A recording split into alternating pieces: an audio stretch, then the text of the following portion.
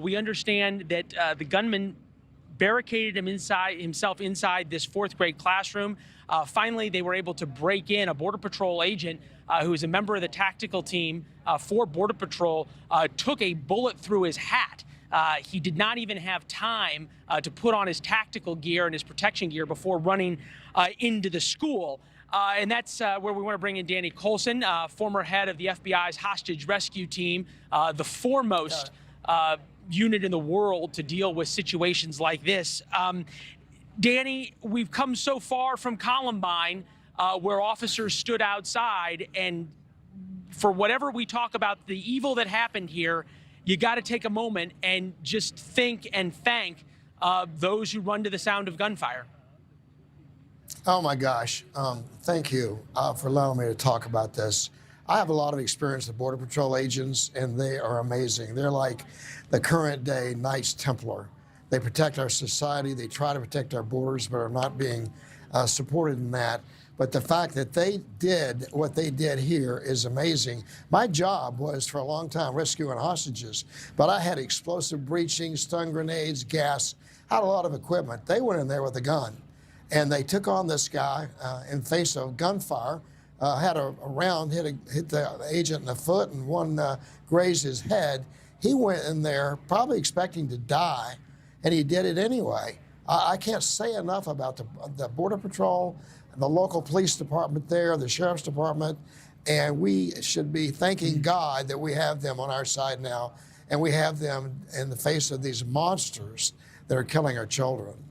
Yeah, and without them, far more would have died here. We know that Ramos had a lot more rounds of ammunition with him when he was shot and killed. Wasn't wearing body armor, but was wearing a tactical vest at the time. And this is very different because of this community. 16,000 people. It's got sort of an outsized amount of law enforcement because this is where so much of the federal law enforcement who works down on the border lives. Danny, how is it different for sheriff's deputies, police officers, and Border Patrol who are coming to a school that they know their kids, their colleagues' kids, their friends' kids go to school, evidenced by the fact that one sheriff's deputy is the father of a victim?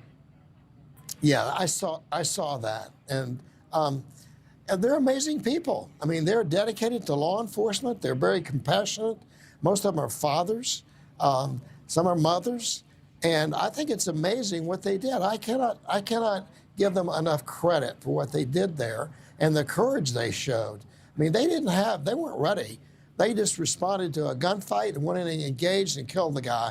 And that's saying a lot about the quality of our law enforcement and these people around the country who denigrate them and want to disorganize them. That's crazy. We need more of these guys. You certainly need a lot more of the people who ran into the building behind me.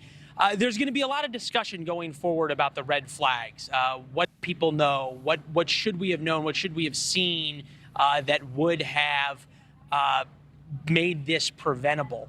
And there's been a lot of made, and Greg Abbott made a lot of the issue of these Facebook messages where he said in the hour before, as reported by Brian Anton, oh, I shot my grandmother, oh, I'm going to shoot my grandmother, oh, I'm going to have a school shooting.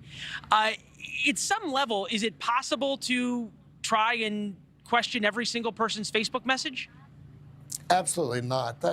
I love the governor. I'm going to vote for him. I voted for him before, but we just have a little bit of disagreement. There were no red flags here. There were some yellow flags maybe, but I'm in this business, and I will say this categorically, that if you don't have actionable intelligence, you can't prevent these things. You can prepare for them, the eventuality, but you can't prevent these. I know we like to say we can, but we can't. Hey, I'm sorry, Danny, that's just not the way it works. Yeah, no, well, and Danny, you make a great point, is that the way they were prepared here, it was pretty incredible.